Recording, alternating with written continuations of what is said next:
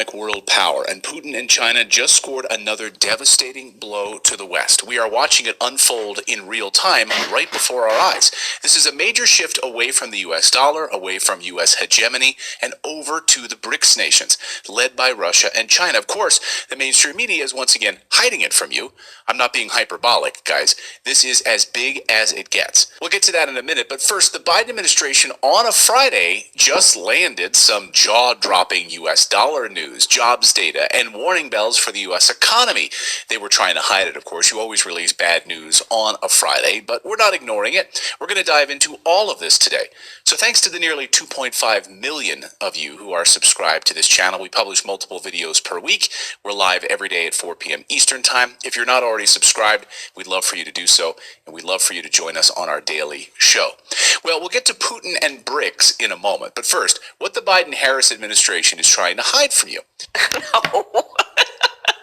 It's now being called Kamala's carnage. As borders are, she oversaw the large mass illegal immigration invasion, the largest one in American history. And just like that, we got Friday's jobs report. And holy shit, carnage is putting it nicely. Stocks slid Friday with all three major indexes down and the S&P posting its worst week of the year. It comes as the latest jobs report fell below expectations. Just so you have some context here, in January, we learned that in the past few years, native-born Americans have lost 1.4 million jobs. Those jobs were replaced by illegal immigrants. But not just replaced those 1.4 million, no, replaced and added a total of 3 million. As Zero Hedge posted on X back in January, how is this not the biggest political talking point right now? Well, that was January. And now, Friday's jobs report was devastating for America. First, the number of employed workers did rise by 168,000. But when you look closer at the data, you notice it's disastrous. That's because it consisted of an increase of 527,000 part-time jobs, with a loss of 438,000 full-time jobs. That's terrible. But it gets far worse, because this means that since last June, the United States has added just over 2 million part-time jobs and lost over 1.5 million full-time jobs. And those part-time jobs are not being filled by Americans, they're being filled by illegal immigrants. Again, non-native citizens, foreign-born non-native citizens. But it gets even worse, because the number of job holders that had to get multiple jobs has also jumped above 8.5 million. This is an all-time high. And Kamala Harris is painting all of these people with multiple jobs as a good thing for America.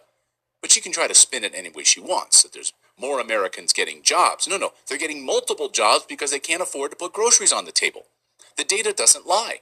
This is from August. Look at the hiring of foreign-born workers versus Americans. This is all part of their plan, guys. Just so you understand the numbers. In the past month, the U.S. added 635,000 foreign-born immigrant workers, while losing 1.3 million native-born American workers. This was tied for the biggest one-month drop in native-born workers since the COVID crash. We are being replaced. But it's not just the past month or two or three. As Zero Hedge reports, the U.S. has not created a single job for native-born workers since July of 2018. And in that interval, it has created 4.7 million jobs for immigrants, both legal and illegal. Now, this gap first started right here at the start of the Biden administration and has now exploded.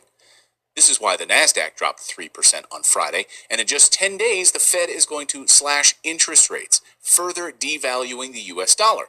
Of course, the other big piece of the story is what just happened with Russia, China, and Turkey this week. This is truly devastating for the U.S. dollar dominance. Turkey has in recent years, of course, grown much closer with Russia and China and other BRICS nations. Well, this week, Turkey did the unthinkable, announced it's officially joining BRICS, dropping the U.S. dollar as its reserve currency of choice. I like how ResponsibleStatecraft.com put it on their news coverage. Turkey's BRICS gambit is just what Russia ordered. I hope you understand how important this is. Turkey, a NATO country, is saying we're done with the United States dollar. We're done being bullied by the United States and the banks like the IMF and the World Bank that are run by the United States. If we want financing for a big project, we're going to Russia and China. Quote, one reason for the formal application to BRICS was that the geopolitical center of gravity is shifting away from developed economies. That one sentence from Turkish officials says it all, just one sentence. So Turkey will be added as a BRICS member in October, and this comes just months after adding Egypt, Ethiopia, Iran, and the United Arab Emirates.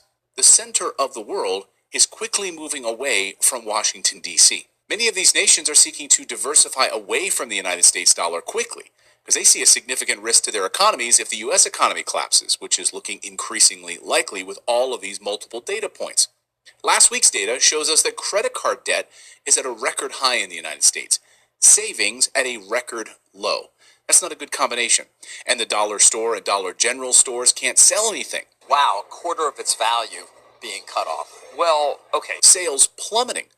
All of the warning bells are going off right now across the United States. So in 10 days, the Fed starts slashing rates, driving down the value of the U.S. dollar. Countries are jumping ship, joining BRICS, and Turkey officially joins Russia and China in October before the United States election. Buckle up, because relying on the U.S. dollar is asking for disaster. So that's the news update part of today's video. Now I want to